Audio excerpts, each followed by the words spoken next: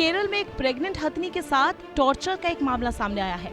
हथनी ने एक अनानास खाया था जिसमें बहुत से पटाखे भरे हुए थे और उसे वो अनानास वहाँ के कुछ लोगों द्वारा दिया गया था। हथनी के मुंह में ही ये अनानास फट गया, जिसकी वजह से उसका मुंह बुरी तरह से जख्मी हो गया।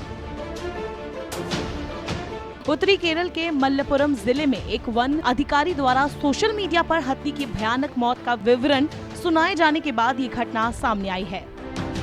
यह हथनी खाने की तलाश में जंगल से बाहर पास की गांव में चली गई थी।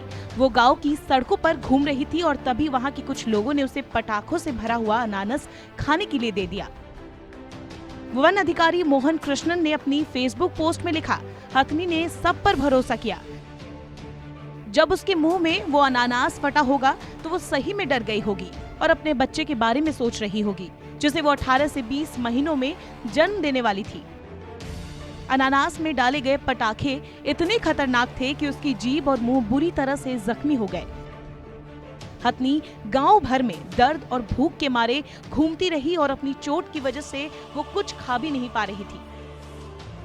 उसने किसी भी इंसान को नुकसान नहीं पहुंचाया, तब भी नहीं जब वो बहुत ज्यादा दर्द में थी। उसने किसी एक घर को भी नहीं तोड़ा। इस वजह से मैं कह रहा हूँ कि वो बहुत अच्छी थी। आखिर में वो वेलिन्यार नदी में जाकर खड़ी हो गई थी। तस्वीरों में हथनी पानी में खड़ी नजर आ रही है और उसने अपना मुंह पानी में डाल रखा है। शायद ऐसा करने से उसे दर्द में थोड़ी राहत मिली हो।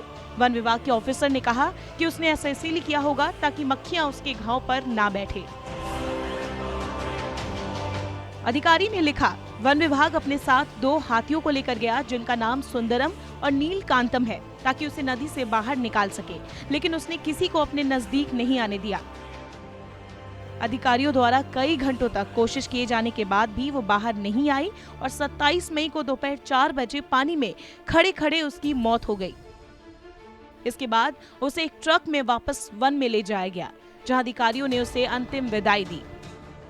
उसे उस तरह से विदा किया जाना जरूरी था जिसकी वो हकदार थी। जिस जगह वो खेलकर बड़ी हुई उसी जगह उसे अंतिम विदाई दी गई। जिस डॉक्टर ने हथनी का पोस्टमार्टम किया, उन्होंने बताया कि वो अकेले नहीं थी। हमने वहां एक चिता में उसका अंतिम संस्कार किया। हम उसके सामने झुक गए और अपना अंतिम सम्मान दिया।